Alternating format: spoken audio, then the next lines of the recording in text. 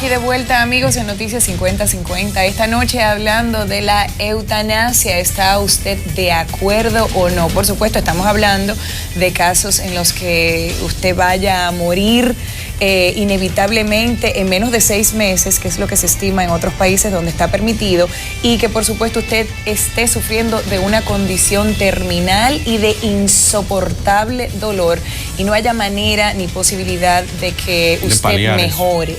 Le vamos a dar la bienvenida a nuestro pastor favorito. Está con nosotros Víctor Medina. Bienvenido. Un placer estar aquí, un gusto de verlos a ustedes. Fijo. No, un placer, de verdad. Y gracias a la audiencia, de verdad, a todos los que están ahí. Un gusto estar aquí compartiendo este tema, que es un tema muy interesante. Por eso mismo arranca, pastor. Bueno, de una vez su exposición. Yo pienso que es un tema intrincado desde el punto de vista teológico, y esto es importante verlo, como bien decía Raúl antes de que entráramos. Bueno, desde el punto de vista religioso, nosotros lo vamos a enmarcar dentro de la oportunidad que le vamos a dar a Dios de hacer un milagro. Ahora, esto es literalmente teológico.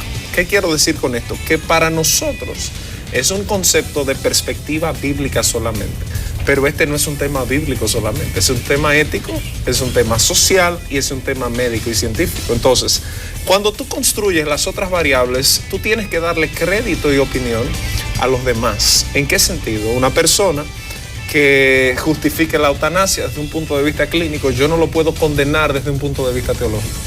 No sé si me doy a entender. Sí, científicamente comprobado. Hay un cierto nivel de vamos a ceder o vamos a negociar nuestras ideas. No, el punto es, vuelvo y te reitero, si tú tienes la escuela teológica y tienes la escuela científica, ambas van a argumentar y ambas van a tener sus criterios. Entonces yo te podría decir, yo no estoy de acuerdo con la eutanasia, y tú me vas a preguntar por qué. Bueno, porque yo creo teológicamente en que Dios puede hacer algo a favor, es lo que yo creo, lo que enseño, debo ser íntegro con mis conceptos, y no solo por integridad de doctrina o de dogma, sino que es lo que creo. Sin embargo, no puedo descalificar a la escuela científica por entender que es una práctica necesaria para un enfermo terminal de cáncer. ¿Me entendiste? Sí, o sea que tú no necesariamente estás de acuerdo, pero tampoco lo vas a condenar, porque entiendes que hay unos casos. En el caso de la niña, vimos una niña que murió de 14 años. Ella misma pedía, no había nada que hacer, su hermanito había muerto de 6 años. Esto es una enfermedad degenerativa. Su dolor era insoportable, se hizo eco el mundo de esta situación. Vamos a hablar ya de casos puntuales, porque entendemos que si lo dejamos así muy abierto, pues quizás no lleguemos a un punto. Pero en un caso como el de esta niña, pastor, ¿qué usted considera? Esto fue un caso que la verdad es que uno lo ve, yo no me puedo concentrar mucho en verlo porque me parto ahí mismo. Exactamente. Claro. Es una situación terrible. No hay manera médicamente de hacer absolutamente nada por esta niña. Te está pidiendo que por favor, está teniendo un dolor, y un dolor con el que vive y no descansa. ¿Cuál sería tu opinión acerca de ciertos casos puntuales, como por ejemplo el de esta niña? El de esta niña es un caso muy doloroso, claramente lo dices. No solo tú te entras en un estado de paroxismo, yo también, porque el dolor humano es una situación que nos lleva a quebrarnos y a entender lo que es la dignidad. Si yo tengo un buen concepto de dignidad al respecto de mi persona, tengo un buen concepto entonces de la tuya. Qué bueno que tú dices eso, porque esa es mi próxima pregunta. Okay. Si te va mal y si te duele algo, entonces yo, porque tengo una buena medida de dignidad, entiendo tu dolor, aunque no me esté pasando a mí. Por ende, cuando vemos este caso, debemos analizarlo desde varias perspectivas. Tú dirás, bueno, ¿qué dice la iglesia? Y no veamos la iglesia institucionalmente. Permíteme hablarte a mí como pastor, que yo opino al respecto de esto. Bueno, que yo he visto casos difíciles médicamente, clínicamente, literalmente desahuciados, donde hemos visto personas sanarse. Entonces tú dirás, ¿qué tú prefieres? Justamente por dignidad, como amamos la vida, yo voy a preferir luchar hasta el final y creer y usar todos los recursos que están a mi alcance, no solo la ciencia, que es un gran recurso, es en el que muchos confiamos, pero yo voy a usar el recurso de la fe y de la oración. Entonces, ¿qué puede más? Entramos en un dilema ético, existencial, teológico y en este caso científico. Yo no voy a descartar si la eutanasiaron a ella, porque desde el punto de vista científico Desde el punto de vista de los familiares, de acuerdo a sus preceptos y valores, ellos entendieron que eso era lo correcto. Yo voy a preferir, en mi caso, oro que Dios me libre.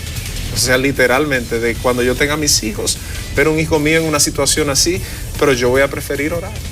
Yo voy a preferir si el paciente lo está pidiendo, si el paciente lo está pidiendo porque no resiste su situación. Y hay algo muy importante que tú mencionaste, tú mismito, porque yo voy para allá. Morir dignamente. Por ejemplo, si para mí en lo personal morir dignamente es no pasar por un dolor que no aguante, porque mi familia no pase por un dolor que tampoco ellos aguanten, porque a veces el dolor del alma es mucho más fuerte que cualquier cosa.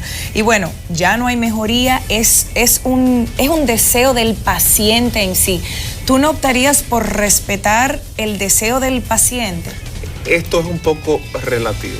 Es relativo en el sentido de cómo medimos la dignidad desde el punto de vista de valores que la veamos axiológicamente hablando, desde el punto de vista legal en el que nos encontramos, porque todas estas jurisprudencias que se hacen se convierten mañana en testimonios que van a marcar cuál es la conducta social aceptada. Entonces, yo creo en la dignidad, yo creo que uno de los filtros de la integridad es la dignidad, claramente. Por eso reitero, cito al doctor Justo González, un historiador que habla justamente, y al doctor Batista, un ingeniero de la personalidad humana, tiene un doctorado en la ingeniería del diseño humano, una cosa que yo no sabía ni que eso existía, y él habla en su libro, él patentizó la teoría de la identidad, y él dice justamente de esto de la dignidad, es la media con la cual uno puede relacionarse correctamente con el otro. Entonces, entendemos el dolor de esta niña, de los familiares, de los padres. Si yo como paciente digo mátenme,